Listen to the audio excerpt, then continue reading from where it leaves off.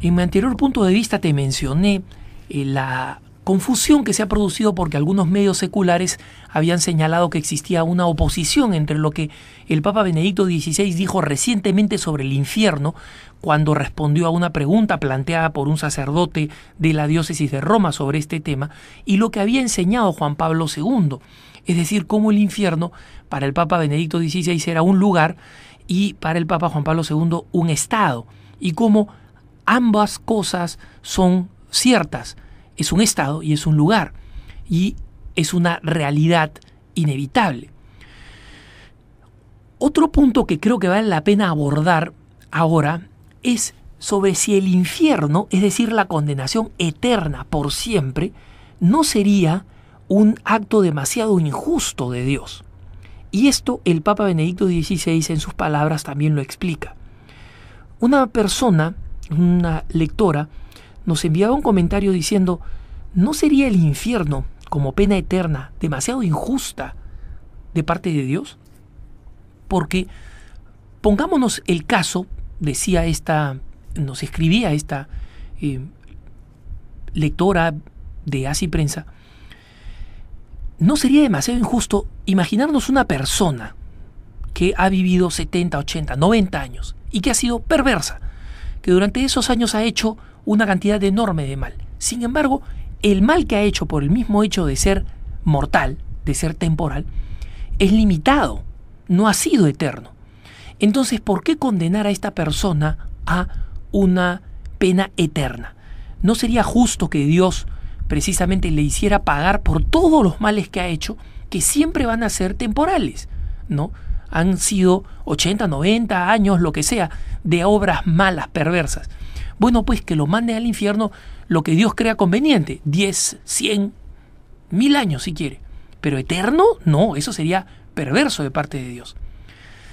Esta pregunta, que muchos se pueden hacer, en realidad es una distorsión de lo que verdaderamente es el infierno. No se comprende que el infierno no es un castigo que Dios impone porque se pone furioso contra el hombre y que finalmente Dios, como un padre que se ha molestado con un hijo al que ha castigado en un rincón de la casa, finalmente se le pasa o considera que ya el tiempo que ha estado mirando al rincón es suficiente y le puede decir: ok, ahora voltéate, incorpórate a la casa.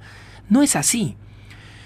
Como el Papa explicaba, en sus mismas respuestas decía: hoy es frecuente, habitual pensar, Dios es grande, nos conoce, en consecuencia el pecado no cuenta, al final Dios será bueno con todos. Esta es una bella esperanza, pero existe la justicia y existe la culpa verdadera, dice el Papa. Los que han destruido al hombre y a la tierra no pueden sentarse de pronto en la mesa de Dios junto con sus víctimas, porque Dios crea justicia, debemos tenerlo presente. Y precisamente en un pasaje del Evangelio Jesús explica: yo no lo juzgo, al que peca yo no lo juzgo, él solo se ha juzgado. ¿Por qué? Porque efectivamente cada uno toma el camino que desea tomar. Si nosotros estamos en una estación de tren, porque somos libres y en el mundo hemos sido puestos con libertad por Dios, y podemos escoger ir al destino correcto, aunque el viaje sea incómodo, aunque el viaje sea poco lujoso, pero elegimos subir a ese camino correcto, entonces nosotros tenemos el derecho de terminar en el lugar correcto.